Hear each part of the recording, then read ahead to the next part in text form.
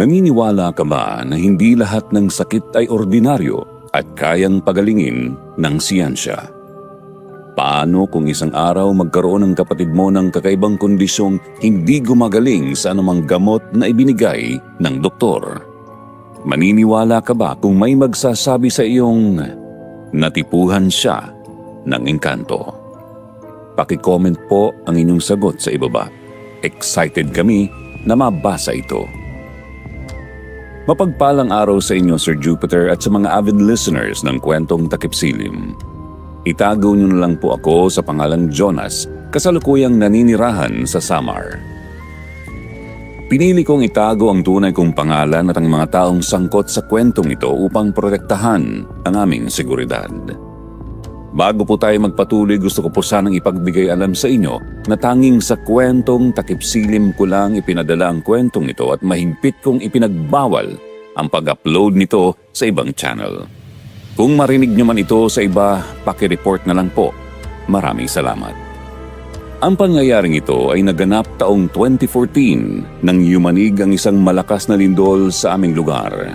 Isang lindol na naging dahilan kung bakit kami napadpad sa isang baryong walang sino mang naglalakas loob lumabas tuwing gabi.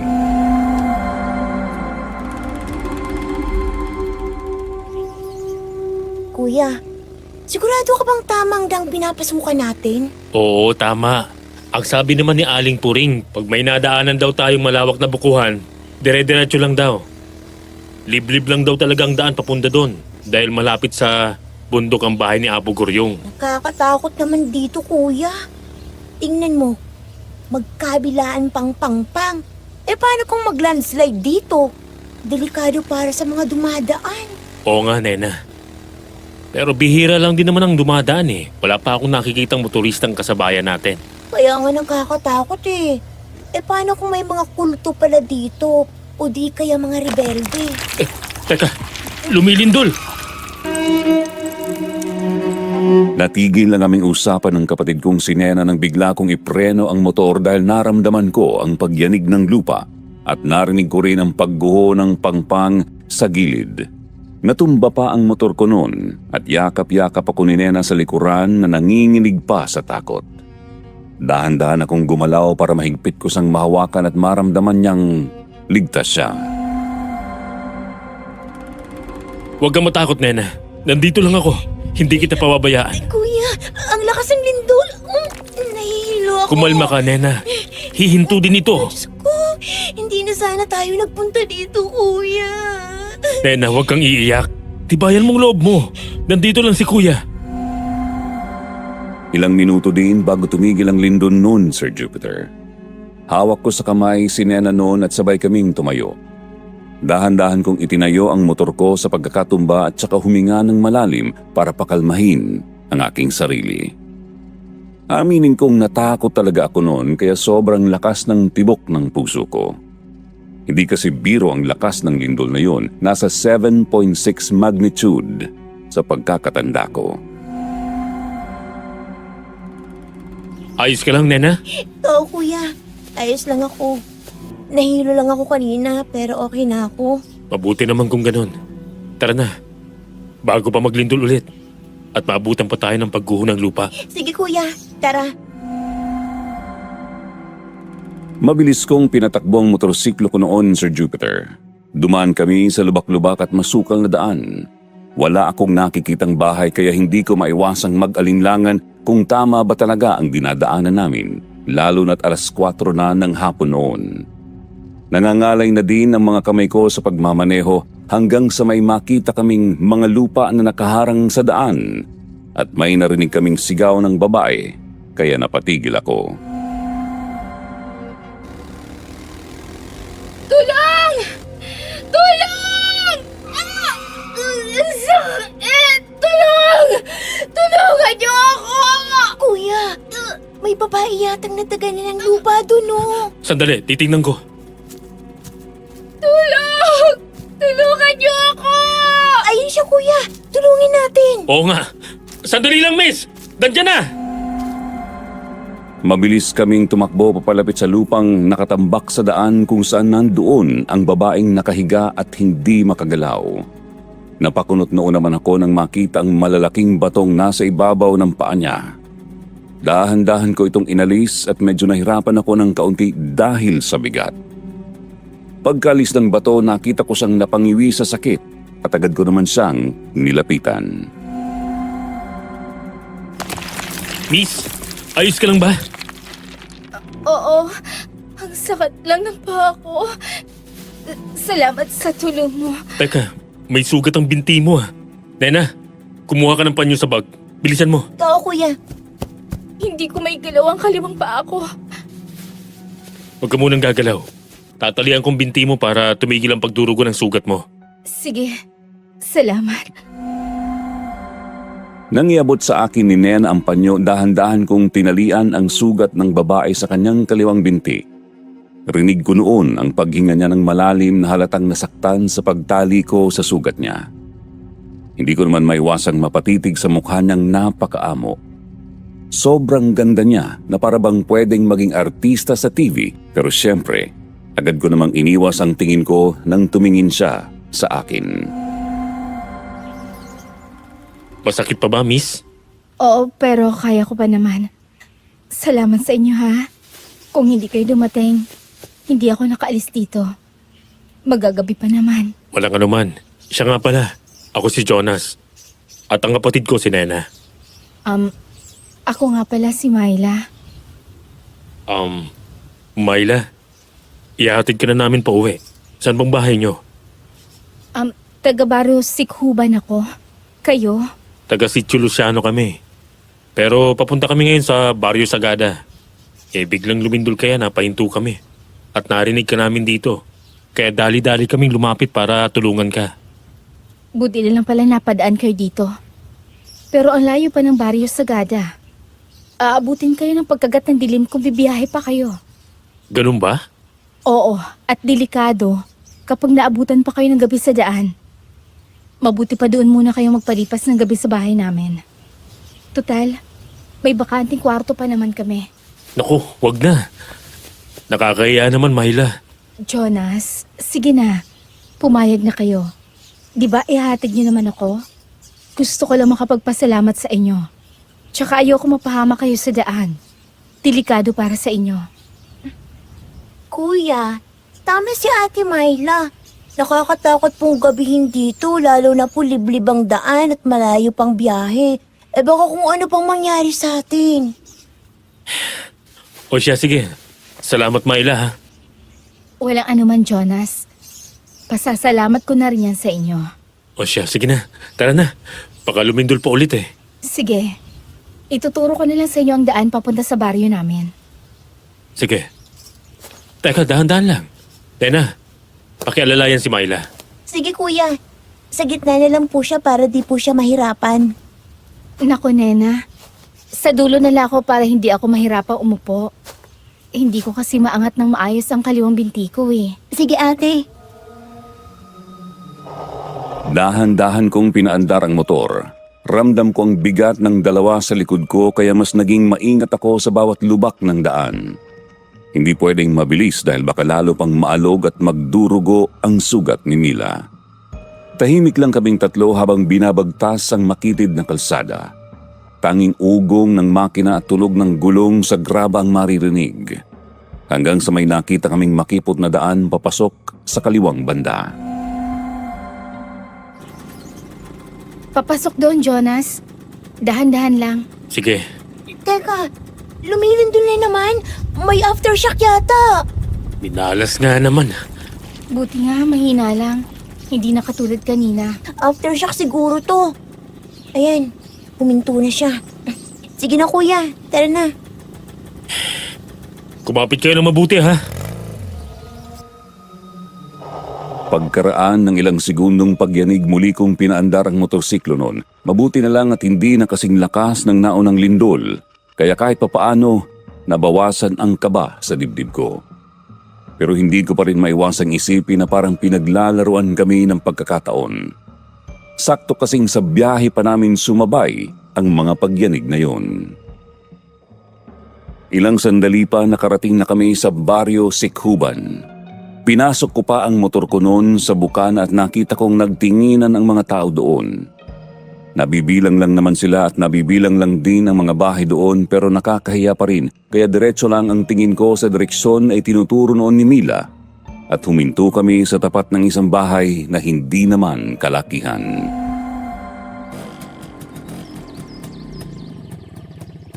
Hali kayo. Tuloy kayo sa bahay namin. Nay! Nandito na po ako!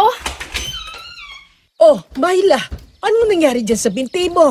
Bakit nakabenda yan? Nadaganan po ako ng mga bato kanina nang lumindol po, Nay. Ay, Diyos ko, sinasabi ko na nga ba? Kaya palang lakas ng kabog ng dibdib ko kanina.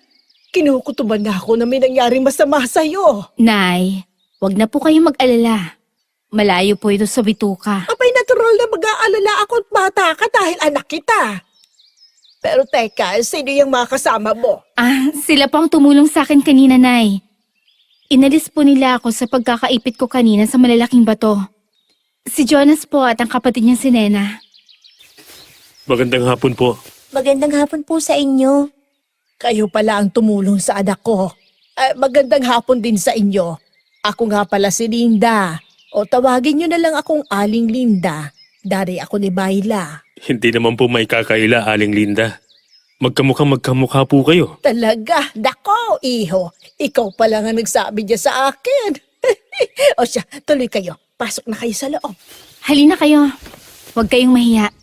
Mabait ang nanay ko kaya wala kayong dapat ipag-alala. Di ba, Nay? Aba, syempre naman. Babait ako sa mga mababait sa amin ng anak ko. Maliban na lang sa mga may masasamang budhi. Sumunod kami papasok sa loob, Sir Jupiter. At hindi naman ako nahirapang pakisamahan ang nanay ni Mila dahil bukod sa ang gaan ng aura niya ay mabait talaga siya, sobra. Pinaupo niya pa kami noon sa upuang gawa sa tabla at binigyan ng tubig na maiinom. Nilibot ko ng tingin ang buong paligid habang nakaupo ako. Malinis tingnan ang loob ng kubo. Halatang babae ang mga nakatira doon. Literal na pinaglumaan na ng panahon ang mga gamit doon. Ang malaking aparador na may salamin sa harap at ang lumang baol sa paanan nito. Sa isang sulok may banga at katabing palayok. Nakasabit naman sa pader ang pamaypay at isang lampara.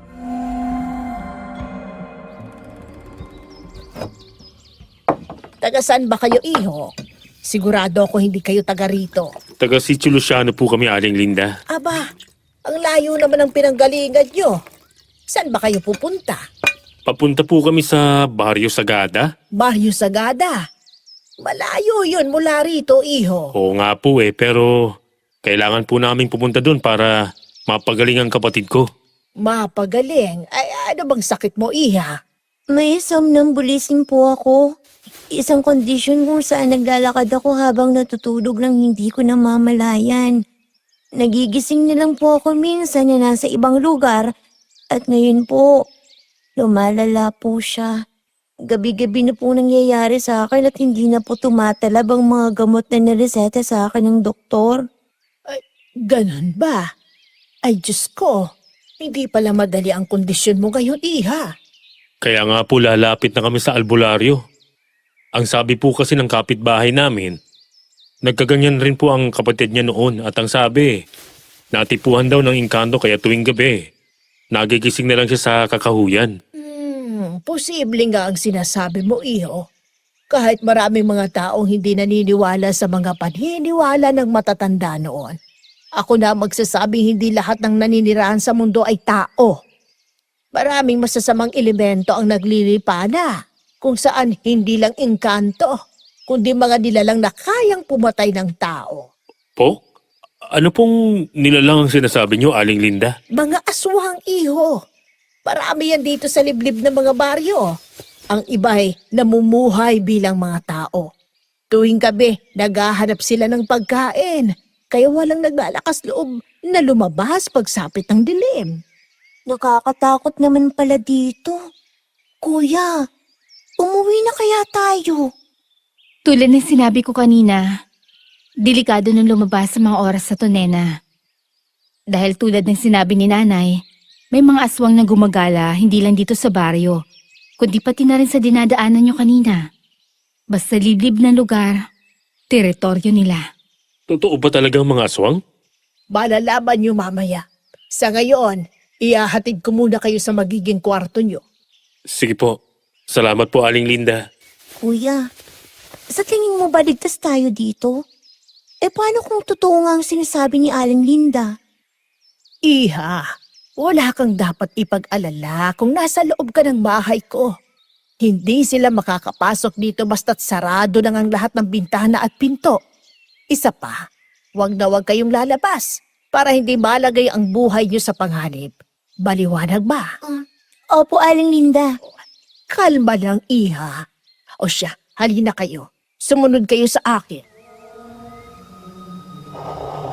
Tahimik lang akong sumunod noon kay Aling Linda papasok sa kwarto habang iniisip ang sinabi niya. Buong buhay ko kasi hindi pa ako nakakita ng aswang, pero nakikita ko lang sila sa mga palabas sa TV noon. Hindi ko alam kung maniniwala ba ako o hindi, pero isa lang ang sinisigurado ko noon. Ang kaligtasan namin, lalo ng kapatid ko, kaya pinili kong magpalipas ng gabi sa bahay nila Mila. Wala din namang mawawala kung maniniwala ako o hindi. Oh, ayos lang ba kayo dito? Maluwag naman ang papag kaya kasya na kayo. Pero kung laking mayaman kayo ay makasumakit ang likod nyo dahil wala kaming kutsyon dito. Banig lang ang meron kami. Ako, Aling Linda, hindi po kami mayaman. Sakto lang po ang kinikita ko para makaraos kami magkapatid sa araw-araw. Pero unang tingin ko talaga sa inyo kanina mayaman. Lalo na tong kapatid mong si Nena. Napakagandang dalaga. Marunong po pala kayong mambola, Aling Linda. Hindi ako nang bobola, Iha. Matanda na ako para dyan. Nagsasabi lang ako ng totoo. Salamat po, Aling Linda. Salamat po sa lahat, Aling Linda. Sinusuklian ko lang ng mabuti yung ginawa niyong pagtulong sa anak ko. Kahit na po, Aling Linda, maraming salamat pa rin po. Ay siya, magpahinga muna kayo dito. Maghahanda lang kami ng hapunan. Kakatok na lang ako mamaya kapag kakain na. Baka po pwede akong tumulong. Nakakahiya naman po sa inyo. Ano ka ba, Iha? Huwag kang mahiya. Bisita namin kayo kaya dapat lang naasikasuhin ko kayo. Pero, Wala nang pero, Iha. Sige na, maiwan ko na kayo dito, ha? Pagkalabas ni Aling Linda, ibinaba ko ang aking bag sa papag na may nakalatag na banig at kumot na may disenyong bulaklak. Kung nakakita kayo ng lumang kumot noong panahon ng lolo at lola natin, ganoon ang itsura. Pagkaupo ko sa papag, tumingin naman si Nena sa akin. Kitang-kita sa kanyang mukha ang pag-aalala at takot. Kuya, natatakot ako dito. Alam mo naman ang kondisyon ko, di ba? Paano kung maglakad na naman akong tulog mamaya tapos hindi ko na malayang nasa labas na ako? Di ba ang sabi ni Aling Linda walang lumalabas sa baring to tuwing gabi dahil kakainin ng aswang?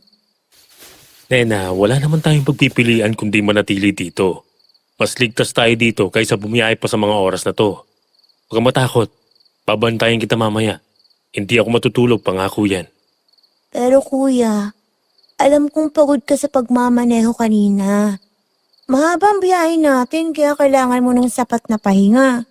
Nena, wag mo akong alalahanin. Gagawin ko ang lahat para protektahan ka. Kuya mo ko at bunsong kapatid kita.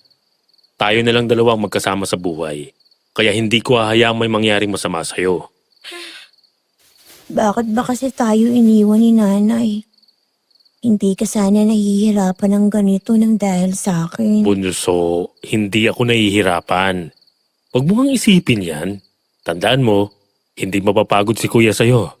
Nandito lang ako para bantayan ka at alagaan ka, Nena. Salamat kuya.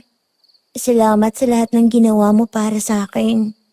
Sobrang swerte ko talaga na ikaw ang naging kuya ko. Napangiti naman ako sa sinabi ni Nena noon at niyakap naman niya ako ng mahigpit. Hindi ko talaga akalaing malalagay kami sa sitwasyong yun, Sir Jupiter. Pero sa kabilang banda, masaya naman ako dahil nakilala namin si Mila. Dahil sa kanya nalaman naming malayo pa talaga ang baryong pupuntahan namin at gagabihin talaga kami sa daan. Kaya delikado. Buti na lang talaga mabait din ng nanay ni Mila at pinatuloy pa nila kami sa bahay nila kahit hindi pa nila kami lubusang kilala. Ilang sandali pa habang nagpapahinga kami noon sa papagkumatok si Aling Linda upang yayain kaming kumain. Agad naman kaming lumabas ng kwarto noon dahil nahihiya din kaming paghintayin sila. Huwag kayong mahiya. Kumain lang kayo. Masarap yung adobong kangkong ni nanay. Bagong pitas lang yan kanina sa bakuran namin. Libre lang palang gulay nyo dito, Myla. Ang sarap sanang tumira dito kung hindi ko lang narinig ang sinabi nyo kanina. Kuya, may umaangil sa labas. Diyos ko. Aling Linda? Yan po bang sinasabi niyong aswang? Oo, iho. Nagsisimula na naman sila. Sige na, kumain lang kayo. Hindi naman makakapasok ang mga halimaw na yan dito. Naghahanap lang sila ng mga hayop na pwede nilang kainin. Maliban na lang kung ikaw mismo ang lalabas at mag-aali ng sarili mo sa kanila. Diyos ko. Ano po bang itsura nila, Aling Linda? May malalapad silang pakpak, parang malalaking paniki. Mapupula ang kanilang mga mata. Matutulis ang kanilang pangil at kuko. Bisan na ako nakakita ng katulad nila, iha. Hindi lang sila basta halimaw, kundi nakakatakot na halimaw. Di ba takot po sila sa bawang at asin, Aling Linda? Pwede po tayong maglagay sa bawat sulok ng bintana at pinto para makasiguro tayong hindi po sila makakapasok. Ay huwag kang mag-alala, Jonas. Matibay ang pinto at bintana ng aming bahay at hindi naman sila basta-basta pumapasok sa bahay. Matagal na akong naninirahan dito kaya kilala ko sila. Huwag lang kayong gagawa ng kahit anong ingay para hindi nyo makuha ang kanilang atensyon. Narinig niyo yun?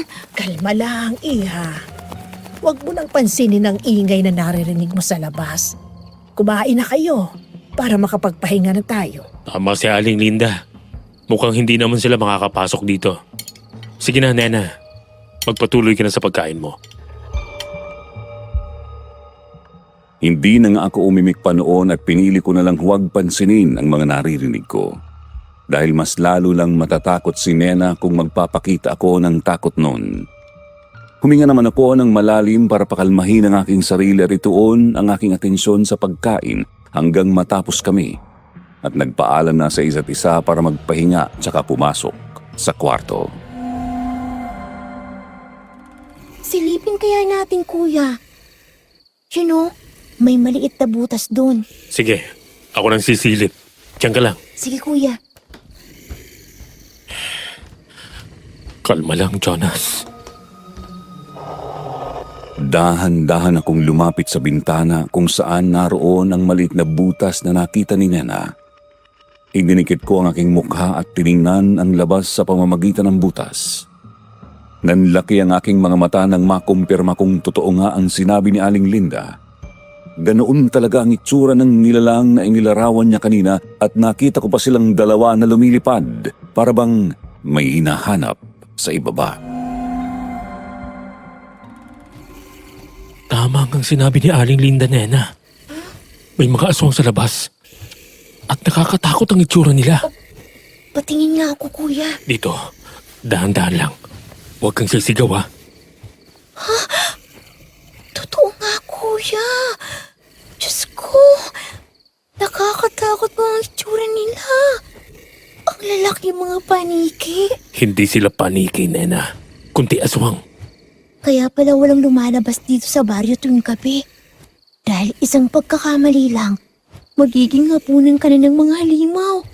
Kuya, ngayon lang ako nakakita ng aswang sa buong buhay ko. Kahit ako, Nena, hindi pa ako nakakita ng ganyang klaseng nilalang. Hindi ako makapaniwala na totoo pala ang mga aswang. Hindi na yata ako makakatulog pa nito sa takot. Hindi pwedeng hindi ka matulog, Nena. Kailangan mo ng lakas dahil mahaba pang biyahe natin bukas. Kuya, bumalik na kaya tayo sa sityo bukas. Huwag na tayong tumuloy sa baryong Sagada. Baka pati doon, may aswang din at papahamak lang tayo. Tama ka, Nena. Gusto ko ko man na gumaling ka pero ayoko ding mapahama ka. Siguro maghahanap na lang tayo ng ibang albularyo na malapit sa atin. Pwede naman siguro yon. Hindi ko na talaga alam ang iisipin ko, Nena. Mabuti pa, magpahinga ka na. Mag-iisip muna ako kung anong tamang gawin habang binabantayan kita. Sige kuya, bantayan mo ko ha. Natatakot ako eh. Oo, nandito lang si Kuya. Kaya huwag kang matakot. Pagkahiga ni Nena sa papag, pinatong ko ang kumot sa kanya at tiniyak na nakabalot siya ng maayos bago ako umupo sa tabi ng pader. Gulong-gulo ang isipan ko noon, Sir Jupiter, habang nakikinig sa mga ingay sa labas. Iniisip ko noon kung dapat ba kaming tumuloy sa Baryo Sagada o bumalik na lang sa Sitio Luciano bukas ng umaga. Paulit-ulit namang tumatakbo sa isip ko ang sinabi ni Aling Linda tungkol sa mga aswang at sa panganib na dala ng gabi. Tahimik akong umupo noon. Pinagmamasdan si Nena habang dahan-dahan siyang humihinga sa pagtulog. Sinubukan kong kontrolin ang kaba at huwag isipin ang nakita ko. Habang tumatagal, unti-unti rin akong napagod. Hindi ko namalayang nakatulog ako noon habang nakasandal ako sa pader. Nagising na lang ako kinabukasan, wala na si Nena sa higaan. Nena? Nena? Buti naman at gising ka na, Jonas. Ikaw bang nagbukas ng pinto? Ang kapatid ko, Aling Linda. Nakita niyo ba siya? Nasaan ang kapatid ko? Teka, akala ko ba magkatabi kayong matulog sa kwarto? Nakatulog ako, Aling Linda, habang binabantayan ko siya. Pagkagising ko, wala na siya sa tabi ko. Kung wala siya dito, ibig sabihin, lumabas siya kagabi. Kailangan kong hanapin si Nena. Teka, sandali lang, iho. Nena! Nena, nasaan ka? Nena! Halos mawalan ako ng bait sa pag-aalala sa kapatid ko noon. Lahat ng mga taong nakakasalubong ko, pinagtatanungan ko kung may nakakita ba sa kapatid ko pero wala silang maisagot sa akin. Tumakbo pa ako noon sa kakahuyan, umaasang makikita ko si Nena. Sumisigaw pa ako noon pero hindi ko siya nakita kahit anino man lang niya. Napahawak naman ako noon sa ulo ko at napaiyak sa nangyayari. Nena, bunso! Nasaan ka? Magpakita ka naman, oh! Hindi ako aalis dito hanggat hindi kita kasama. Ay, Diyos ko, kung lumabas nga ang kapatid mo, posibleng. Huwag niyo na pong ituloy, Aling Linda. Huwag niyo pong sabihin yan. Buhay pang kapatid ko.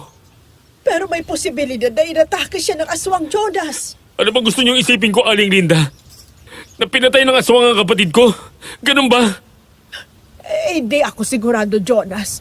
Pero ganun din ang nangyari noon sa isang binatang dumayo dito sa baryo. Sa katigasan ng ulo, lumabas ng gabi at kitang-kita ko kung paano siya nilapa ng aswang. Hindi. Hindi pa patay ang kapatid ko. Hindi sana nakita ko ng bangkay niya pero hindi ko pa siya nakikita, Aling Linda. Jonas, mabuti pa umuwi ka na muna sa bahay. Kumalma ka. Paano ako kakalma, Aling Linda? Kung nawawala ang kapatid ko? At sinasabi niyo pang pinatay siya ng aswang. Jonas, naiintindihan kita sa nararamdaman ko. Hindi niyo ako naiintindihan, Aling Linda. Mahal na mahal ko pong kapatid ko. Hindi ko po kayang mawala siya. Jonas! Jonas! Nakita ko ang tsinelas si Nena. Doon sa bakuran ni Lolo Corazon. Ano? Saan? Sumunod ka sa akin! Pumaripas ako ng takbo noon kasunod ni Mila. Ramdam ko pa ang lakas ng kabog ng dibdib ko sa kaba habang iniisip kung tsinelas ba talaga ng kapatid ko ang nakita niya. Pagkarating ko naman doon, nakita ko ang kulay pink na tsinelas ni Nena at nakumpirma ko ng sa kanya nga talaga yun. Hinawakan ko ito at hindi ko napigilang mapaiyak sa mga oras na yun. Nena, nasan ka na? Bakit nanditong tsinelas mo, bunso? Nasan ka na? Jonas, umuwi muna tayo ng bahay. May dapat tayong pag-usapan. May ko nandito ang tsinelas ni Nena. Posibleng nandito lang din siya. Dito sa malapit. O di kaya nasa loob siya ng bahay na yan. Baka may nakakita sa kanya kagabi. Subukan kaya natin kumatok. Jonas, Walang naglalakas loob kumatok sa bahay na yan. May kumakalat na kwento tungkol sa matandang nakatira dyan. Anong kwento?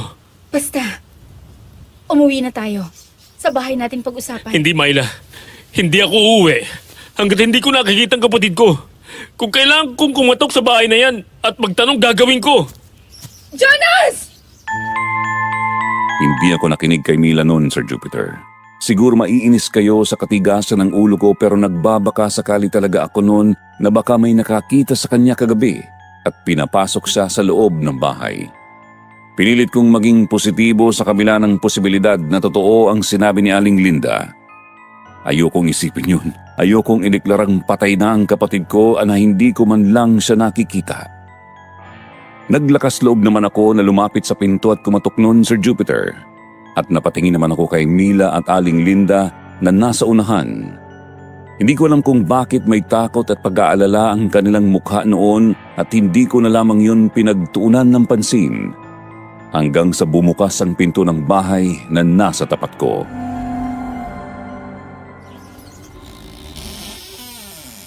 Magandang umaga po sa inyo, Lola. Sino ka?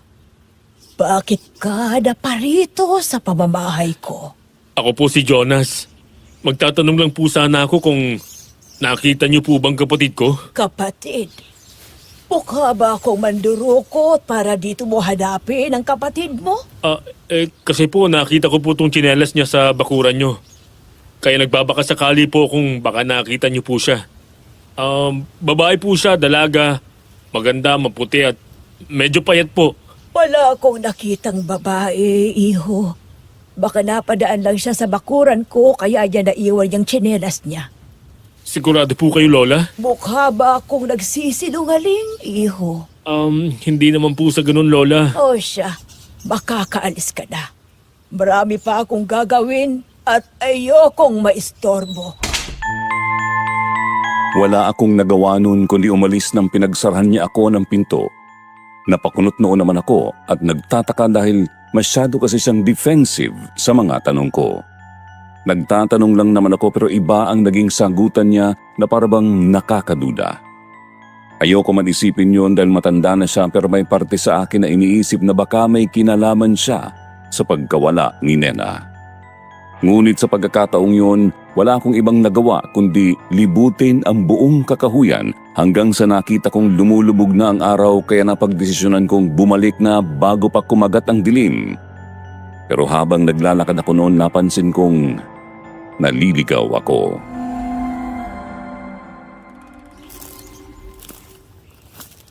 Teka, saan ba ako dumaan kanina? Dito yata sa kanan.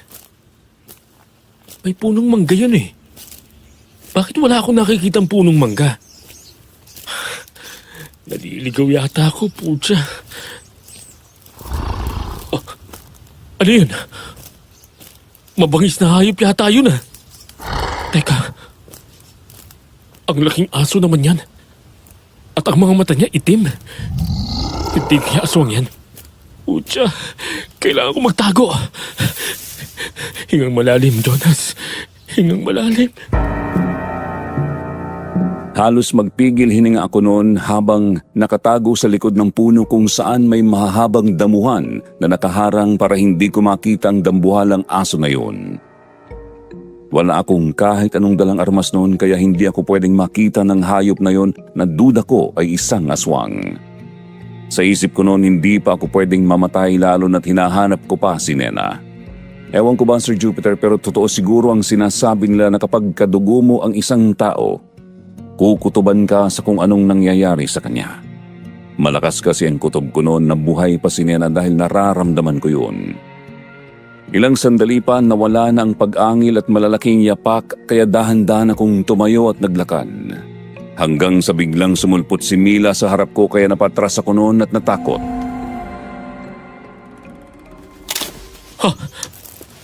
Myla? Oo, Jonas. Ako to. Kanina pa kita hinahanap. Kailangan na nating umuwi. Lumulubog na ang araw. Delikado na dito. May nakita akong dambuhalang aso kanina. Aswang ba yun? Oo, Jonas. Aswang yon. Kaya nga nagtago ako sa likod ng puno kanina. Buti na lang hindi ako nakita. Kaya kailangan na nating umalis dito. Sige, Alam mo bang daan? Naliligaw kasi ako kanina pa. Sumunod ka lang sa akin. Agad akong sumunod nun kay Mila palabas ng kakahuyan. Medyo hinihingal pa ako noon sa kakatakbo hanggang sa makarating na kami sa bahay nila. Sinalubong naman kami ni Aling Linda at mabilis nang isinara ang pinto ng bahay. Huminga ako ng malalim para bumawi ng paghinga at pakalmahin ang aking sarili. Umupo ako noon at saka sinubsob ang mukha ko sa magkabila kong palad dahil sa pagkainis ko sa aking sarili. Eto tubig. Uminom ka muna para kumalma ka. Salamat, Myla.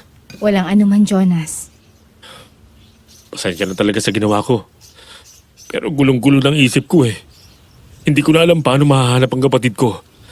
Nararamdaman ko kasing buhay pa siya, Myla. Jonas, may importante ako sasabihin sa'yo. Kaya gusto kong dito tayo mag-usap sa bahay. Tungkol saan ba yan, Myla? Di ba nakita natin ang tsinelas ni Nena sa bakuran ni Lola Corazon? Oo, pero hindi naman daw niya nakita si Nena. Pero may kumakalat na kwento sa baryo namin tungkol sa matandang yan. Kaya ang hirap paniwalaan ang sinasabi niya. Duda namin ni Nanay. May kinalaman siya sa pagkawala ni Nena. Sa totoo lang, Myla, nagdududa rin talaga ako kanina eh. Sa parang kasi ng pagsagot niya sa mga tanong ko. Masyado siyang defensive. Kahit hindi ko naman siya pinagbibintangan. Iho, duda ko'y totoo ang kumakalat na chismis sa aming baryo na si Corazon ay isang aswang. Po? Paano niyo po nasabi yan? Anong basehan? May nakakita kasi sa kanyang isang bata sa baryo namin. Nagpalit daw ito ng anyo at naging dambuha ng aso. Sinumbong niya ito sa nanay niya, pero hindi naman siya pinaniwalaan. Bilang lang ang naniniwala at marami sa mga tao dito ang tumawa. Dahil naniniwala daw kami sa isang musmus na bata na pwedeng gumawa ng imahinasyon. Kung ganun, kailangan nating patunayan na aswang siya. Babalik ako doon. Susugurin ko siya. Dadala ako ng asin at bawang para makumpirmang aswang nga siya. Hindi ganun kadali ang naiisip mong plano, Jonas. Hindi lang nag-iisang aswang sa baryo. Marami sila. Kaya mahirap din magbintang na walang hawak na ebidensya. Pero siyang duda niyo, Myla. Pagbibintang din yun. Dahil nga nakita natin ang tsinelas niya sa bakuran ng matandang yon, Jonas. Kung nasa kamay nga niya si Nena, paano ko siya maililigtas kung hindi ako kikilos ngayon? Wala tayong sapat na armas o panlaban para lumaban sa mga halimaw na yon. Mas mabuti siguro humingi tayo ng tulong sa isang albularyo para mahanap si Nena. Sa pagkakaalam ko may alam din ang albularyo sa pagtugis ng mga aswang gamit ang mga orasyon. Anting-anting at hindi ordinaryong armas na meron sila. Pero Nay, wala naman po tayong kakilalang albularyo. Kaya nga mas pinili na lang natin manahimik, magtago tuwing gabi kesa lumaban, di ba? Si Apo Guryong, ang veteranong albularyo ng Baryo Sagada. Siya dapat ang pupunta namin kahapon, Aling Linda. Sa tingin ko, may alam din siya sa mga aswang. Dahil kaya niya ding pagalingin ang mga sakit na gawa ng inkanto. Kaya sa tingin ko, siyang makakatulong sa akin para mahanap si Nena. Pero malayo yun mula rito, Jonas. Aabutin ka ng 2 oras sa biyahe. Myla, gagawin ko to. Kahit gaano pa kahirap. Makita ko lang ulit ang kapatid ko. Mahanap ko lang siya. At isa pa kasalanan ko kung bakit siya nawala dahil nabigo akong bantayan siya. Hindi ko tinupad ang pangako ko sa kanya. Sige, Jonas. Kung pupunta ka talaga sa Baryo Sagada, sasama ako. Hindi kita hahayaang mag-isa. Delikado ang daan. Pero Myla, may sugat ka pa. Okay na to. Nalagyan ko naman na ng dahon ng malunggay. Kaya ko na nga maglakad eh. Sigurado ka? Oo, Jonas. Malayo sa bituka to. Ano ka ba? Sige. Pero ayos lang ba sa inyo, Aling Linda? Oo, pero sandali lang. May ibibigay ako sa inyo bago kayo umalis. Kukunin ko lang sa kwarto. Sana nga matulungan tayo ni Apo Guryong. Sana nga alam din niya kung saan natin mahahanap si Nena. Kahit kluman lang kaunting impormasyon. Magtiwala ka, Jonas. Mahahanap din natin ang kapatid mo. Naniniwala ka rin bang buhay pa siya, Myla? Oo naman. Sa kabila ng naging sagot niya noon, Sir Jupiter, ramdam kong may pag-aalinlangan siya. Pero hindi pa din ako napaghinaan ng loob noon dahil ramdam kong buhay pa ang kapatid ko. Pagkabalik ni Aling Linda mula sa kwarto, may dala siyang rosaryo at ibinigay ito kay Mila.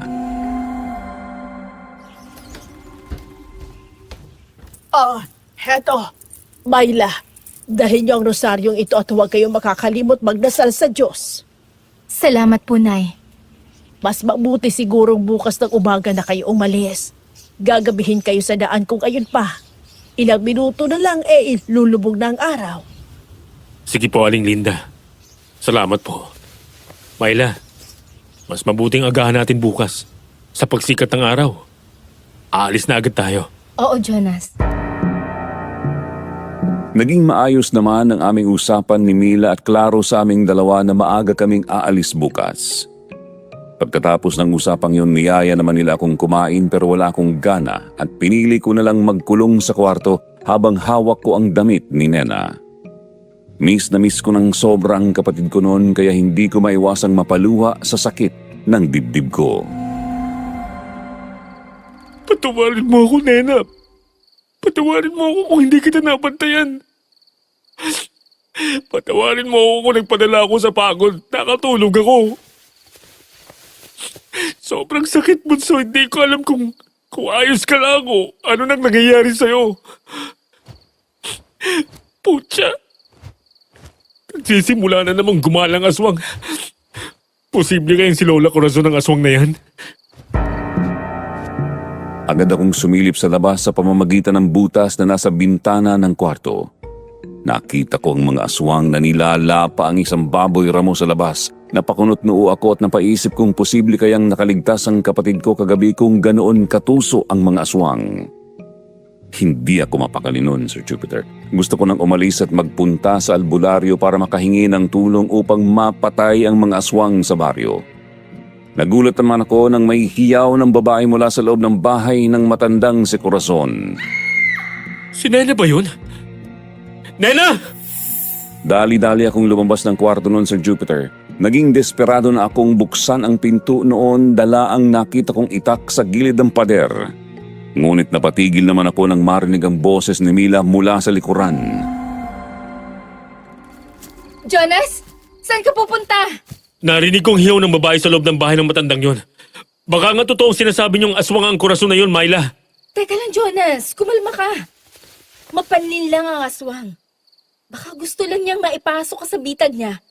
Lalo na't alam niyang nawawala ang kapatid mo. Sinasabi mo bang hindi si Nelang narinig ko? Posible. At posible din siya yon. Pero kung siya man yon, mas lalo siyang mapapahamak kapag nagpadalos-dalos kang sumugod. Hindi mo kakayanin ang mga aswang na yon. Lalabanan ko sila. Bahala na. Jonas, wag mong hayaang pangunahan ka ng emosyon mo. Dahil dyan ka mapapahamak. Pati ang kapatid mo. Kahinaan mo yan at gagamitin nila yan laban sa'yo.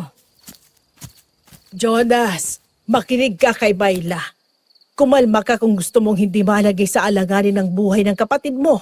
Kung nasa loob nga siya ng bahay ni Corazon. Pero Aling Linda, Sa tingin mo ba, kaya mong patayin ang mga aswang gamit lang ang ordinaryong itak, Jonas? Mag-isip ka ng mabuti, iho. Kailangan mo ng tulong ng isang albularyong may alam sa panlaban at pagpatay ng mga aswang. Napaisip ako sa sinabi ni Aling Linda. Aminado naman ako noon na wala akong alam sa pakikipaglaban sa mga aswang. Pero sa isip ko kasi noon, kailangan kong mailigtas ang kapatid ko kung nakakulong man siya sa bahay na yon. Ang daming tumatakbo sa isip ko noon na nagbigay sa akin ng kaba at takot kung ano na ang nangyayari sa kapatid ko, kung ano ang ginawa ng matandang yun sa kanya. paano kung sinasaktan pala niya si Nena? Kaya naghihiyaw ang kapatid ko. Paano kung hindi niya kayanin ang ginagawa ng matandang yun, Myla? Jonas, gustuhin man namin sumugod kay Lola Corazon. Wala kami magagawa. Pwede tayong mamatay kapag nagpadalos-dalos tayo. Huwag ka mag-alala. Maililigtas natin si Nena. Tatagan mo lang ang loob mo. Sana nga, Myla. Sana nga. Pilit kong pinapakalma ang sarili ko noon. Hindi na nga ako nakatulog ng maayos kakahintay sa pagsikat ng araw para umalis na. Habang si Mila naman ay nagdadasal sa altar nila, hawak ang rosaryong bigay ni Aling Linda. Hindi ko naman namalayang nakatulog na ako noon at nagising na lamang kinabukasan nang matamaan ang ulo ko ng sikat ng araw mula sa labas. Buti naman gising ka na. Halika. Mag-almusal muna tayo bago tayo umalis. Wala akong gana, Myla. Jonas, sige na. Kahit konti lang kumain ka. Kailangan mo ng lakas lalo na't may kalayuan pa ang biyahe natin. Okay. Sige. Hindi na nga ako nakatanggi noon kay Mila dahil tama naman siya. Kaya kahit wala akong gana, pinilit kong kumain para lang makaipon ng lakas. May kalayuan din kasi talaga ang biyahe namin papunta sa Barrio Sagada. Pagkatapos namin kumain, hindi na ako nagdalawang isip na umalis.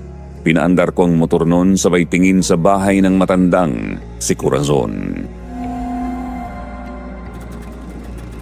Kung nandiyan ka talaga sa loob ng bahay na yan, Nena, huwag ka mag-alala. Babalik ako para iligtas ka. Pangako, hindi kita bibiguin. Sa pangako kong to ngayon. Nay, alis na po kami. Aling Linda, tutuloy na po kami. Sige. Mag-iingat kayo. Mag-iingatin po kayo dito, Nay. Umandar ang motor na parabang sumasabay sa tibok ng puso ko. Mabilis, magulo at puno ng pangamba. Maigpit ang kapit ko sa manibela habang si Mila ay nakahawak sa likod ko. Hindi naging madali ang biyahe namin papuntang Barrio Sagada. Habang tinatahak namin ang makipot at palikong daan, unti-unting nagbago ang paligid. Mula sa pangpang sa gilid ng daan, napalitan ito ng masukal na kagubatan. Hanggang sa nakita na namin ang bukana ng baryo. Malapit na tayo, Jonas. Nakikita ko ng bukana. Oo nga. Nabasa ko ng karatula. Barrio Sagada. Pagkapasok namin sa bukana, maraming mga tao na abala sa kanilang mga gawain. May nagsusugal, may nagkakape, may nag-iigib sa poso. Meron ding nagsasampay ng damit sa alambre. Doon nga ay nagtanong kami kung saan ang bahay ng albularyong si Apo Goryong at agad naman itong itinuro sa amin. Pagkarating namin sa tapat ng bahay, huminga ako ng malalim bago kumatok sa pinto ng maliit na bahay kubo. Tao po! Tao po! Sino kayo? Kayo po ba si Apo Guryong? Oo. Ako nga. Bakit? Anong kailangan ninyo sa akin? Magandang hapon po, Apo. Ako po si Jonas at ang kaibigan kong si Myla. Nandito po kami para humingi ng tulong sa inyo. Tulong? Ay nako, iho. Kung kailangan nyo ng pera, wala akong maibibigay sa inyo. Hindi po perang kailangan namin, Apo Guryong. Kundi tulong po para labanan ng mga aswang at mailigtas ang kapatid ko. Aswang? Tinitigan niya kami noon mula ulo hanggang paa at saka tinitigan sa mata. Halatang mapag-usisa si Apo Goryong at hinayaan naman kami noon dahil alam naming pareho ni Mila na malinis ang intensyon namin kung bakit kami lumapit sa kanya. Pumasok kayo. Doon natin pag-usapan sa loob. Sige po, Apo. Salamat po. Myla, tara sa loob. Sige, Jonas. Pagkapasok namin sa loob ng kubo ni Apo Goryong, bumungad agad sa amin ang amoy ng mga tuyong dahon at halamang gamot. May mga nakasabit na bawang, paminta at kung ano-anong hindi ko pa nakikitang dahon noon. Sa isang sulok naman may maliit na altar, may krus, may kandila, larawan ng mga santo at isang mangkok na may lamang tubig. Tahimik kaming umupo ni Mila sa kahoy na bangko habang si Apo Goryong ay nagtungo sa maliit niyang kusina at may dala siyang pitsil at basong plastik palapit sa amin. Heto ang tubig. Uminom muna kayo. Halatang napagod kayo sa biyahe. Taga saan ba kayo, iho? Iya. Taga Barrio Sikhuban ho. Barrio Sikhuban. Ako po, galing pa po ako sa Sitio Luciano. Papunta po sana kami sa inyo nung isang araw para maipagamot ang kapatid ko sa kondisyon niya. Pero nang nagpalipas po kami ng gabi sa Barrio Sikhuban, nawala po si Nena. Hindi ko po alam kung saan siya hahanapin at kagabi lang ay may narinig po akong hiyaw ng babae mula sa bahay ng matandang pinaniniwalaan nilang aswang. Sandali lang. Kukuha lang ako ng palanggana para may sagawa akong pagtatawas. Sige po, Apo. Pagkakuha niya ng plangganang may tubig, sinindihan naman niya ang puting kandila at pinatulo ang tunaw na wax sa tubig hanggang sa tumigas ito at sabay niyang inusal ang mga salitang hindi ko maintindihan sa hangin. Isang matandang aswang ang nagkulong sa kapatid mo. Nakikita ko ang isang madilim na kwarto. Tama nga ako. Ang matandang si Corazon niyang dumukot sa kapatid ko. Siya yung humihiyaw kagabi, Myla. Iho, kung gusto niyo pa siyang mailigtas, gawin niyo na bago pa sumapit ang kabilugan ng gabi bukas. Dahil gagawin siyang alay ng matandang aswang para bumalik ito sa pagiging dalaga niya. Kaya pala hindi niya pinatay agad si Nena. Dahil may balak pala siyang gawin itong alay. Hayop na matandang yon. Bakit ang kapatid ko pang napili niya? Sa nakikita ko, gustong gusto niya ang itsura ng kapatid mo. Gusto niyang maagaw ang katawan nito. Sariwa at dalaga pa ang kapatid mo, iho. Kaya hindi na nakapagtataka. Magbabayad siya sa ginawa niya sa kapatid ko, Apo Guryong. Tulungan niyo po ako para malabanan at mapatay ang aswang na yon. Alam ko pong ordinaryong tao lang ako. Kaya hindi ko kakayaning talunin ang halimaw na yon. Ayoko pong mas lalong mapahamak ang kapatid ko dahil sa akin. Hindi madali, iho. Pero kung kasama mo ang Diyos, hindi ka matitinag. Matanong ko lang, iho. Kailan ka ba huling nagdasal sa Diyos para mailigtas ang kapatid mo? Sa nakikita ko puno lamang ng pagsisisi ang iyong puso. Tama po kayo, Apo Guryong. Sinisisi ko pong sarili ko sa pagkawala ni Nena. Dahil nangako po akong babantayan ko siya pero hindi ko nagawa. Iho, ang nakatakdang mangyari ay mangyayari. Huwag mong sisihin ang sarili mo dahil mas lalo mo lamang pinapahina ang pananampalataya mo. Opo. Alam ko po, Apo. Jonas, tatagan mo ang loob mo. Tama ka, Iha. Apo, ano pong dapat namin gawin? May panlaban ka po bang pwede namin magamit na panlaban sa mga aswang? Para mapatay namin sila. Nakikiusap po ako. Kailangan ko po ng tulong nyo. Handa ako magbayad kahit magkano. Tulungan nyo lang po kami. Hindi ako tumatanggap ng pera, Iho. Hindi mo na ako kailangang bayaran pa. Tutulungan ko kayo sa paraan na alam ko. Sige po, Apo Guryong. Salamat po. Sandali lang. At may kukunin lang ako. Pumasok siya sa kanyang kwarto at pagbalik niya ay may dala siyang isang kahon ng pahaba ang hugis. Dahan-dahan niya itong binuksan at doon ko nakita ang isang matulis na itak na kulay itim. Ang tulis naman ng itak na yan. Hindi lamang ito basta itak. Ito ay itak na bihirang makita. Pinahiran ito ng abo mula sa huling abo ng sinaunang punong balete. Tinik ng bawang na itinanim sa sementeryo at mineral na asupre mula sa bulkan.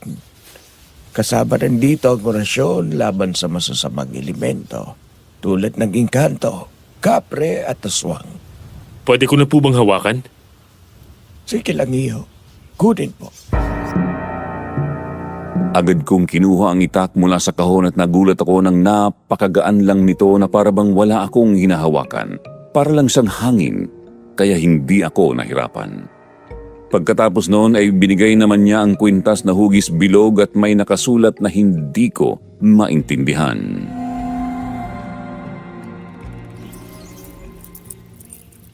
Ito ang anting-anting. Kapag kinagat ka ng halimaw, mapapaso sila at masasaktan. Ito naman sa iyo, Iya. Ang buntot ng pagi at ang mutya ng pulang saging. Gamitin mo ito ng may tapang at tandaan mo, Wala kang dapat katakutan basta kasama mo ang Diyos. Salamat po, Apo Guryong. Pipilitin ko pong mawala ang takot ko sa dibdib ko. Yumuko kayo. Babasbasan ko kayo. Yumuko kami sa harapan niya at hinawakan naman niya ang ulo naming dalawa. Narinig kong pagbigkas niya ng mga salitang hindi ko maintindihan at alam kong yun ay orasyon. May kung anong malamig na hangin pang dumampi sa batok ko noon at saka siya natapos. Gabayan sana kayo ng pong may kapal. Salamat po, Apo Guryong. Salamat po, Apo. Walang anuman. Basta tandaan ninyo, huwag kayong magpapadala sa takot. Hindi basta ordinaryong sandata lamang ang dala ninyo, kaya ingatan nyo itong mabuti. At kung maaari, ibalik ninyo sa akin. Opo, salamat po. Apo Guryong, pag nailigtas ko na po si Nena, pwede ko po ba siyang dalhin dito? Yung kondisyon po kasi niya ngayon ang naging dahilan sa pagkawala niya. Naglalakad po siya kahit tulog at nagigising na lang po sa kakahuyan. Ang sabi sa akin ng kapitbahay naming si Aling Puring, kayo raw po makakapagpagaling sa kanya. Gaya ng ginawa niya sa kapatid niya noon na natipuhan ng engkanto. Ganun ba? Ay oo naman. Natatandaan ko pa si Puring. Natipuhan nga ng engkantong itim ang kapatid niya. Buti na lang at naagapan ko bago pa siya tuluyang makuha. Yun nga po eh. Ganon din ang nangyari sa kapatid ko. O siya, dalhin mo siya kung sakaling magtagumpay kayong mailigtas siya sa kamay ng aswang. Pasensya na. Hanggang dyan lamang ang kaya kong itulong sa inyo. Ililigtas ko po siya, Apo. Gagawin kong lahat. Makauwi lang ng ligtas ang kapatid ko. Ipagdarasal ko yon, iho. Salamat po ulit, Apo. Hindi na po siguro kami magtatagal. At baka gabihin pa po kami sa daan. O siya, sige. Mag-iingat kayo. Sige po, Apo. Tutuloy na po kami. Jonas, itatago ko muna ang buntot ng pagi sa bag ko para hindi ito makita ng mga aswang. Tama yan. Hindi mo na nila malalaman ang plano nating pagsugod mamayang gabi. Hindi natin alam kung ilan ang kalaban o kung anong iniisip ng matandang aswang. Kaya kailangan natin mag-ingat. Kailangan natin gumawa ng maayos na plano. Oo. Hindi natin pwedeng ilagay sa kapahamakan ng kapatid ko kung totoo ngang nasa kamay siya ng aswang. Oo, Jonas. Tara na. Sige, kumapit ka ha. Nakahawak na ako. Mahaba ang naging biyahe namin pabalik kaya nakaramdam ako ng ngalay at nanginig sa pagod ang aking kamay sa pagmamaneho kaya huminto muna ako saglit para makapagpahinga. Pinarada ko ang motor ko sa gilid at saka ko niyaya si Mila na umupo muna kami sa ilalim ng malaking puno.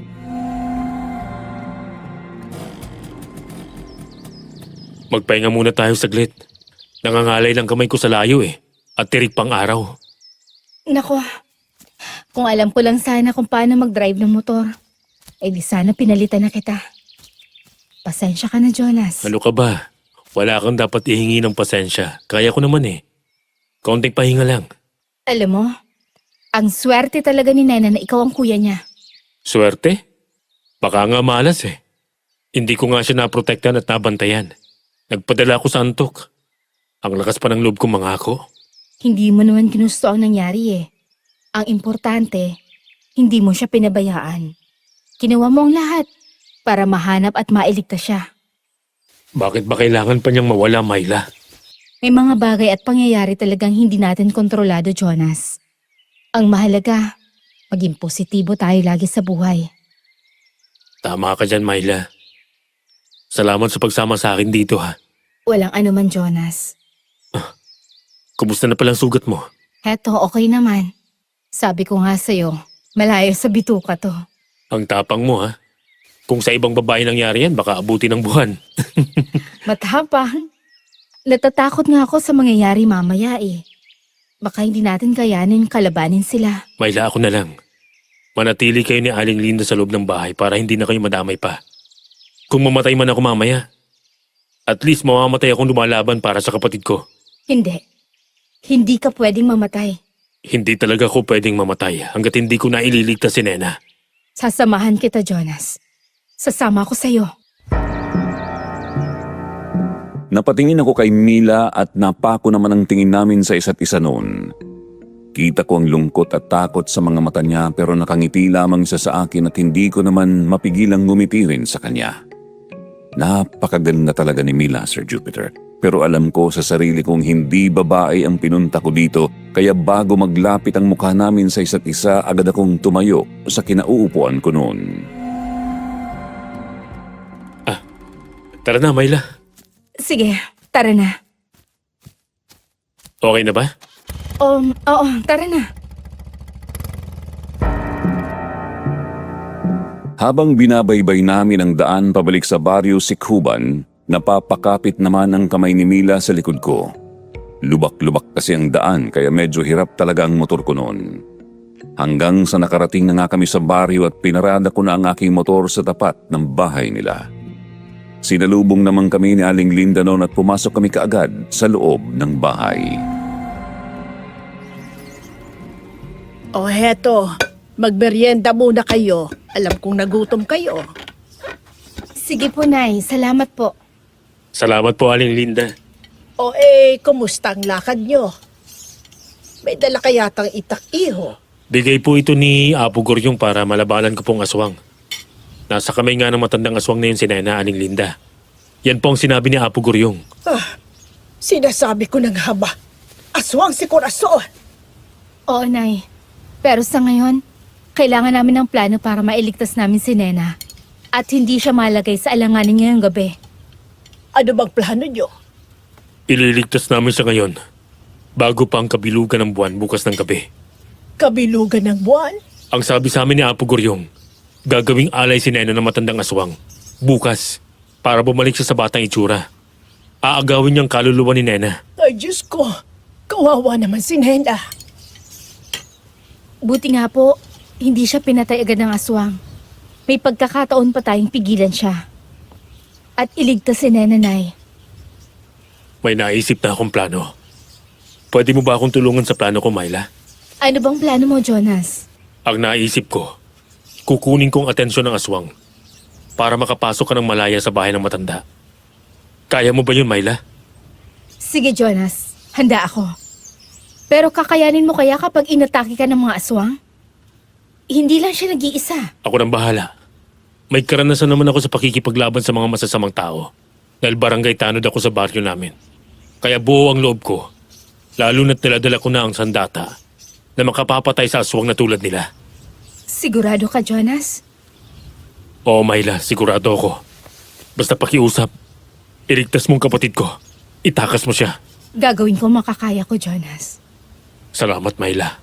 Sa ngayon, maghihintay na lang tayo sa pagdilim. Jonas, nakausap ko ng mga kapitbahay namin. Handa silang tumulong kung kinakailangan. Pero wala silang armas na magagamit na kayang pumatay ng aswang. Ayoko pong madamay pa sila. Buong paninirahan nyo dito sa baryo. Prinotektahan nyo ang sarili nyo. Kaya ayoko mapahama kayo dahil sa amin ang kapatid ko. Pagod na rin kami magtago, Jonas. Wala kaming kalayaan at lagi may banta sa buhay namin tuwing gabi dahil sa mga aswang na yan. Nawalan kayo ng karapatan para mamuhay ng malaya. Nabuhay nga kayo ng puno ng takot, Aling Linda. Tama ka, Jonas.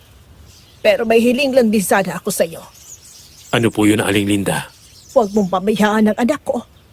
Protektahan mo sana siya. Hindi bali nang ako ang mamatay dahil matandaan na ako. Huwag lang ang anak ko. Gagawin ko ang aking makakaya, Aling Linda. Kita ko sa mga mata ni Aling Linda ang takot at pag-aalala para kay Mila. Kahit ako naman ay nag-aalala rin. Pero hindi ko may tatanggi na kakailanganin ko ang tulong nila. Lumapit naman si Aling Linda sa akin at tinapik niya ako sa balikat. Sobrang sikip ng dibdib ko noon pero ayokong umiyak sa harapan niya. Malalampasan din natin ito, Iyo. Opo, Aling Linda. Diyos na po ang bahala. Ilang minuto na lang. Lulubog na ang araw. Umupo si Aling Linda sa kawayang upuan habang hawak ang rosaryo at nagdasal. Ganoon din si Mila. Napapikit na lamang ako habang humihingi ng tulong sa puong may kapal. Hindi ako sigurado sa mangyayari mamaya pero sa mga oras na yon, isinuko ko sa Diyos ang lahat ng alalahanin ko. Hanggang sa sumapit na ang gabi. Nagsisimula ng maglabasa ng mga halimaw sa baryo kaya hinanda ko na ang aking itak habang si Aling Linda naman ay nasa likuran ko na may dala ring bawang at asin at rosaryo. Hayaan niyo na po muna akong lumabas, Aling Linda. Kukunin ko po ang atensyon ng mga aswang na yan. Dalawa sila, iho. Kakayanin mo kaya? Basta kapag nakita niyong nailayo ko na sila sa bahay. Saka kayo pumasok ng bahay ng matanda. Sige, Jonas. Sige. Handa na ba kayo? Myla, kaya mo ba?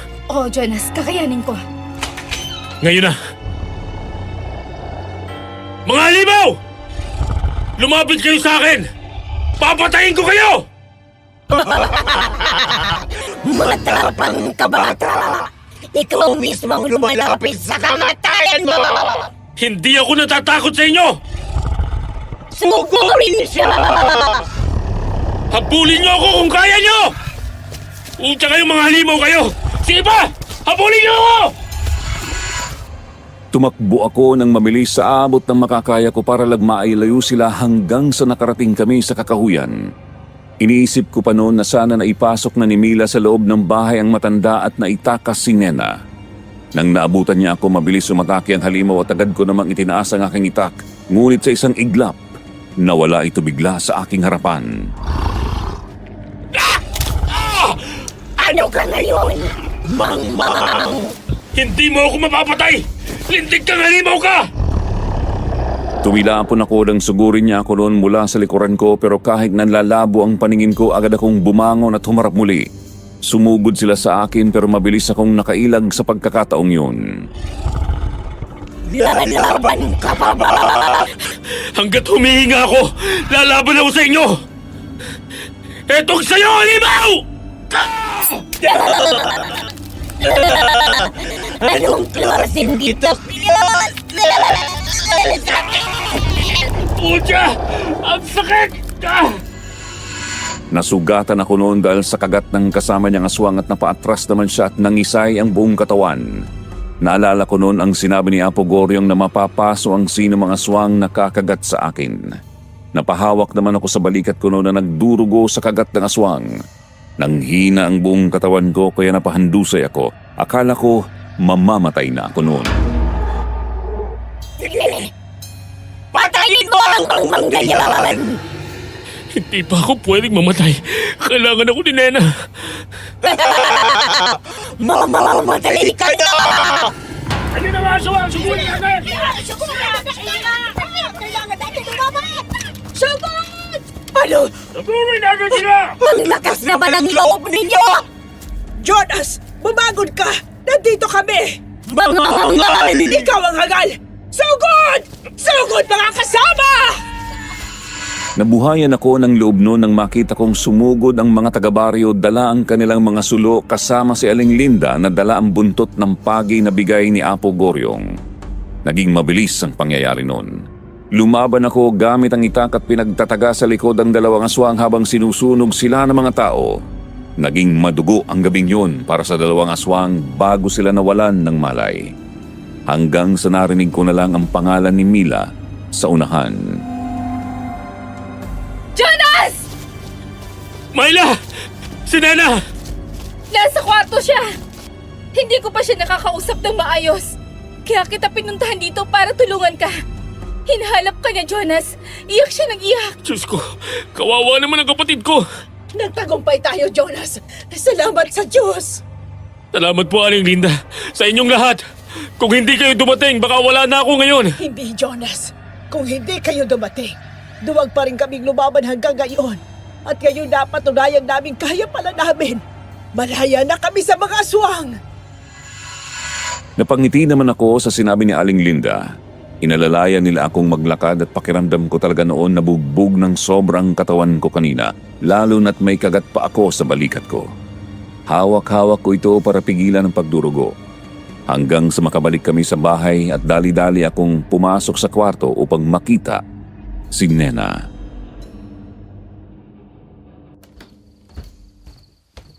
Nena, bunso! Kuya! Kuya! Aray! Anong nangyari sa'yo, kuya? Wala to. Galos lang to. Ikaw, ayos ka lang ba, bunso? Nakakatakot. Nakakatakot, kuya, sobra. Akala ko mamamatay na ako. Kinilang niya ako sa loob ng madilim na kwarto. Huwag kang matakot. Nandito na si kuya. Patawarin mo ako kung hindi kita nabantayan. Patawarin mo ako kung nabigo ako sa pangako ko sa'yo. Kuya, wala ka pong kasalanan. Naiintindihan ko pong pagod kayo noon at karapatan niyo pong matulog. Hindi naman po pwedeng unahin niyo ako. Nena, syempre kapatid kita. Kaya ikaw dapat ang uunahin ko. Bunso kita eh. The best ka talaga, kuya. Sobrang swerte ko na ikaw ang naging kuya ko. Teka, ang sakit. Dahan-dahan lang, bunso.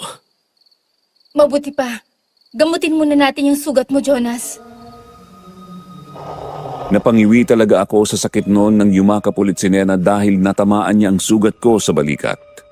Marahan naman itong ginamot ni Mila gamit ang dahon na malunggay at langis na may mga ugat ng halamang gamot.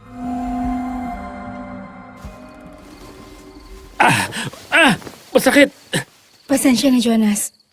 Masakit talaga to. Hindi, okay lang, Myla. Ituloy mo lang. Salamat sa pag-aalaga sa kuya ko, Ate Myla. Aha? Alaga? Tinutulungan ko lang siya, Nena. Ang gandang tingnan na may babaeng nag-aalaga sa kuya ko. Ang saya. Hindi ko alam ang mararamdaman ko noon. Natutuwa ako sa sinabi ni Nena pero sa kabilang parte nahihiya dahil nasa harapan namin si Mila at si Aling Linda na parehong nakangiti sa akin. Okay na, Jonas. Mabuti pang magpahinga muna kayo ni Nena para makabawi ng lakas ang katawan mo. Sige, Myla. Nena, magpahinga ka din muna. Bukas ng umaga, aalis na po kami, Aling Linda. Myla, kailangan ko pong bumalik kay Apo Guryong. Dahil yun naman talagang sadya namin. Ang mapagaling ang sakit ng kapatid ko. Sige, iho. Pero bago kayo umalis bukas, mag-almusal muna kayo, ha? Sige po. Salamat po, Aling Linda. Nang nakahiga ako sa kama, nanginginig pa rin ang katawan ko at ramdam ko pa rin ang init ng dugo sa balikat ko. Paulit-ulit kong iniisip ang laban namin sa gubat kanina. Iniisip ko kung paano kung namatay ako noon. Kuya, gising ka pa ba? Oo, bunso. Ayoko matulog. Pero bakit? Siyempre, babantayan kita. Baka maglakad ka na naman palabas ng bahay eh. Baka mawala ka na naman ulit. At sa pagkakataong to, hindi na talaga ako matutulog. Salamat, kuya. Pero naaawa din ako sa'yo kasi kailangan mong magpahingi. Mahaba pang biyahe natin bukas. May sugat ka pa sa balikat mo. Kaya mo pa ba talagang magpaneho? Oo naman, kaya ko. Tsaka hindi na masakit. Epektibo ang gamot ni Myla. Ay, si kuya may taga-alaga na. Alam mo, kuya, bagay kayo ni Ate Myla. Ano bang pinagsasabi mo? Tao kami, hindi bagay. Sus! Sayang nga lang dahil aalis na tayo bukas. Hindi na natin sila makikita ni Aling Linda. Pwede na lang kung babalik tayo dito eh. Kaso, ang layo ng lugar na to. Ikaw talaga, Nena. Malay mo naman, di ba? Sus, sabi ko na nga ba may binabala ka, kuya. Ikaw talaga, syempre. Naging malapit na kaibigan na natin sila. Kapag may oras, pwede naman silang bisitahin dito eh. Napangiti naman si Nena sa sinabi ko at ang dami pa naming napagkwentuhan hanggang sa makatulog na siya habang binabantayan ko. Bandang 4:00 ng madaling araw nakaramdam na talaga ako ng antok kaya bumangon ako at lumabas para tumingin ng kape sa kusina. Oh, Jonas, ang aga mo naman nagising. Hindi ako natulog.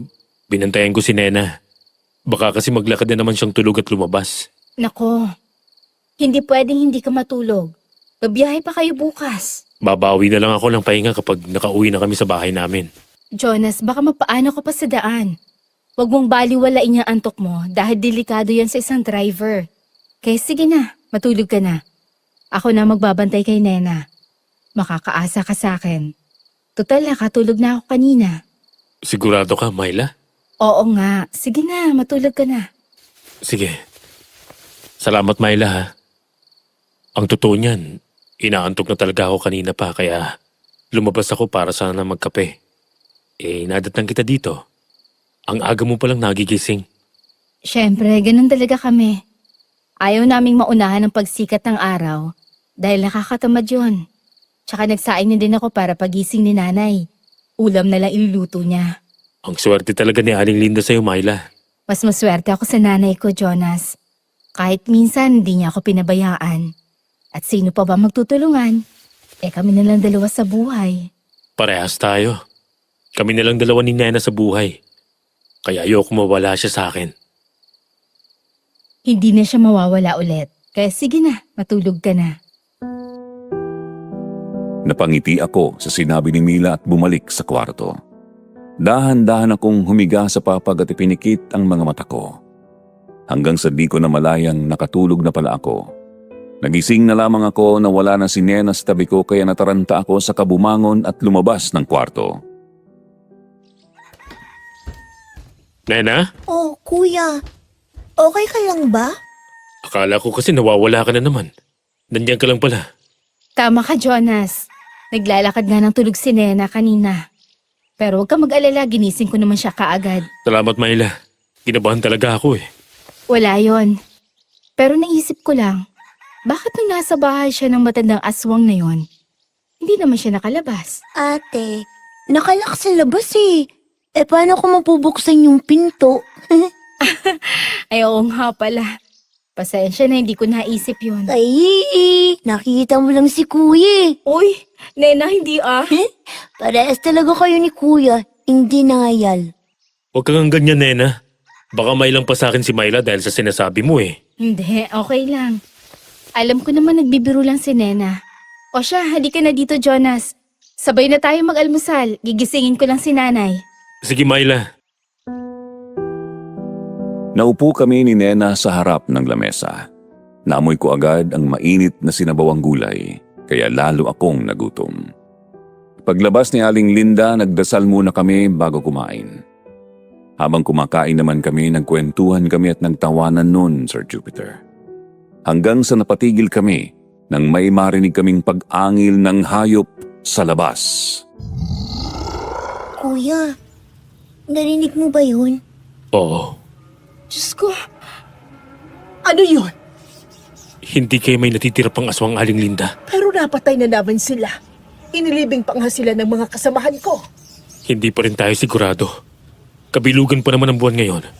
Baka nakawala ang kasama nila at nagbabalik para gumanti. Malakas pa naman ang mga aswang ngayon, Aling Linda. Agad kong kinuha ang itak na nakasabit sa pader. Hindi ako nagdalawang isip na kunin yun. Sinubukan pa akong pigilan ni Nena noon pero hindi na ako nagpapigil pa dahil isip ko noon ano pa bang silbi ng sandatang binigay sa akin ni Apo Goryong kung magpapadala ako sa takot ko at hindi ko gagamitin ito. Paglabas ko sinalubong ako ng malamig na hangin. Tahimik ang paligid ngunit ramdam ko ang presensya ng kung anuman ang naroon. Sa isang iglap tumakbo ito paatras.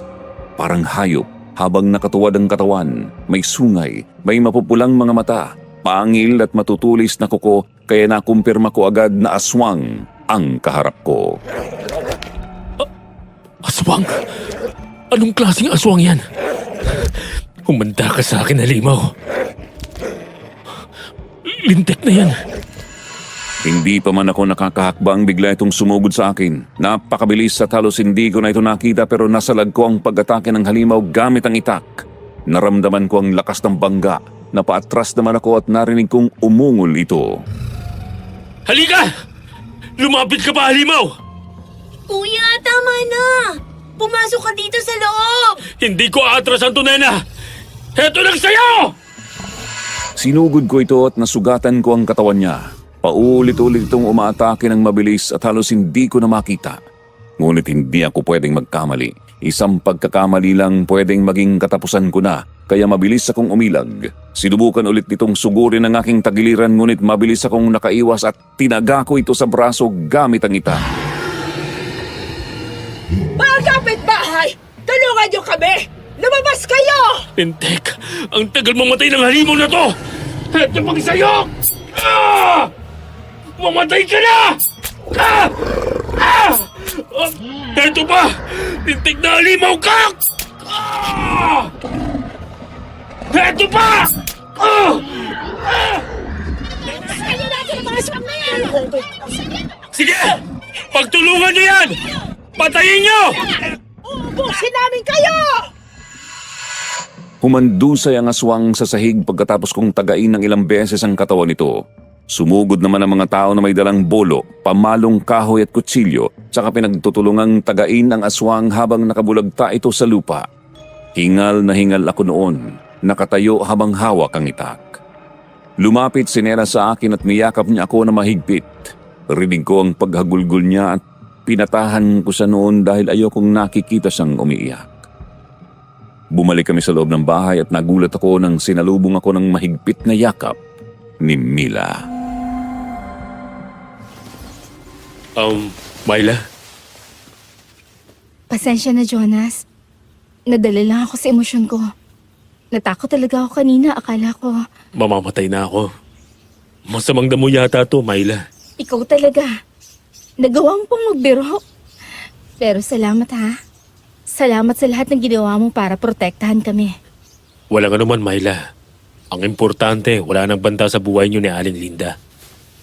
Ang hirap mabuhay sa takot. Tsaka ginamit ko lang sa tamang ibinigay sa akin ni Apo Guryong na sandata. Salamat talaga.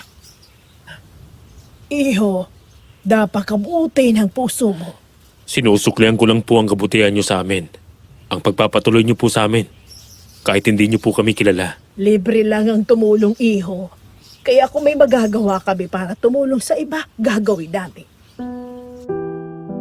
Naging panatag ang loob namin ng gabing yun. Nagboluntaryo ulit si Mila na bantayan si Nena para makatulog daw ako. Tumanggi pa ako noon pero nagpumilit siya, lalo na si Nena. Hanggang kinabukasan, nagpaalam na kaming umalis. Maingat naming inihanda ang mga bag at sinigurong maayos ang lahat para sa biyahe papuntang Baryo Sagada. Pati na rin ang itak ni Apo Guryong ay nasa tagiliran ko. Sinadya ko namang iwanan na ang buntot ng pagi at mutya na ibinigay ni Apo Guryong kina Aling Linda at Mila para kung sakali man na may aswang pa na mapadpad sa baryo nila, may panlaban sila. Si Nena naman po noon ay hindi pa rin maalis ang tingin sa akin. Ramdam ko ang bigat sa dibdib niya habang iniayos ko ang mga gamit niya. Anda ka na ba, Nena? Oo, kuya. Nakakalungkot lang isipin na iiwan natin si Ate Myla at si Aling Linda dito. Wag mo kaming alalahanin, Nena. Ayos lang kami dito. Mamimiss ko po kayo, Ate Myla. Aling Linda. Nagulat ako nang biglang niyakap ni Nena si Mila pati na rin si Aling Linda. Katinginan kami ni Mila noon at naglakas loob na nga akong yakapin siya bago kami tuluyang umalis. Pero ayokong ipakita sa kanya ang nararamdaman ko dahil mas kailangan kong pagtuunan ng pansin ang kapatid kong si Nena kaysa pumasok sa buhay pag-ibig. Lalo na't malayo kami sa isa't isa. Dahan-dahan kaming lumakad palabas ng maliit na kubo. Ang pamamaalam ay masakit at may kasamang hindi malilimutang alaala. Ingat kayo, mga anak. Hindi namin kayo makakalimutan. Jonas, Nena, Kayo din po, Aling Linda, Myla. Paano? Tutuloy na po kami. Paalam po sa inyo. Mahaba ang biyahe namin papunta kay Apo Guryong. Tulad ng dinaanan namin ni Mila, lubak-lubak din kaya hindi naging madali. Pero nakapagpahinga naman na ako na maayos. Tuloy-tuloy kami hanggang makarating sa bahay kubo ni Apo Guryong. Hindi na kami nagpatumpik-tumpik at agad kaming kumatok. Tao po! Tao po! Oh, ikaw ulit, Iho. Mabuti naman at nakabalik ka. Nasaan ang kasama mo? Bakit ibang babae na naman yan? Apo, siya po si Nena, kapatid ko. Ay, siya pala. Siya pala ang kapatid mo. Hindi nakapagtataka. Napakagandang dalaga pala talaga. Halika kayo sa loob, pumasok kayo. Apo, ibabalik ko na po sa inyong itak at ang kwintas na binigay nyo. Ilagay mo lamang ang itak dyan. Sa'yo na yung kwintas na ibinigay ko para maging protection mo. Sige po, Apo. Salamat po. Nena, tama ba ako? Opo. Maupo kayo. Akin ang kamay mo, Nena. Tiningnan ni Apo Goryong ang palad ni Nena ng mabuti, habang ako naman ay nag-aabang sa sasabihin niya. Ang sakit na dumapo sa iyo.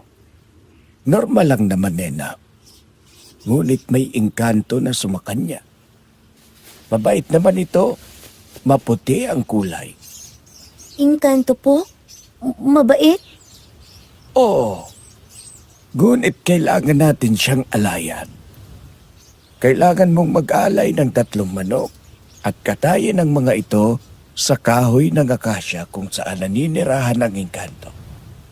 Pagkatapos po ba nun gagaling na si Nena, Apo? Sandali lang. May ipapainom ako sa kanyang gamot na may halong sinaunang orasyon. Heto iya, inumin mo.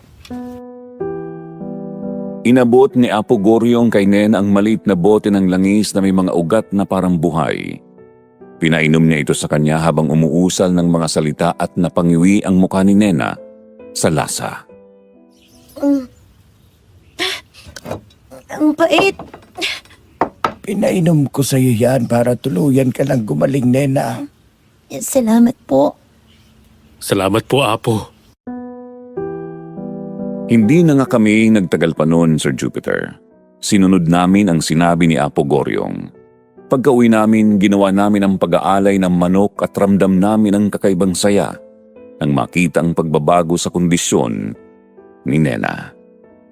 Araw-araw mahimbing na ang tulog niya at sa bawat umaga, hindi na siya nawawala sa loob ng bahay at naglalakad ng tulog.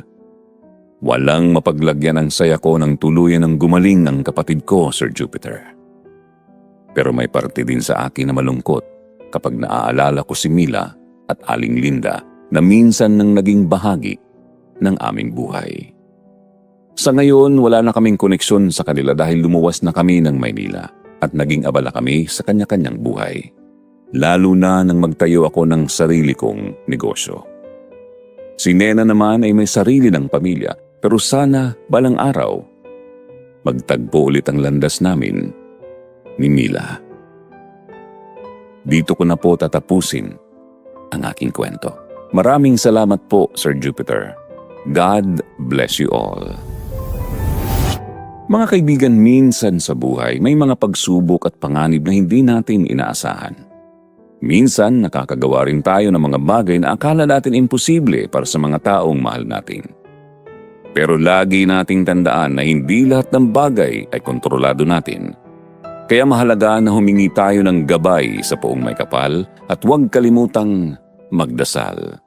Dahil sa bawat laban na kinakaharap natin, ipapanalo tayo ng Diyos na siyang nagbigay ng buhay sa atin.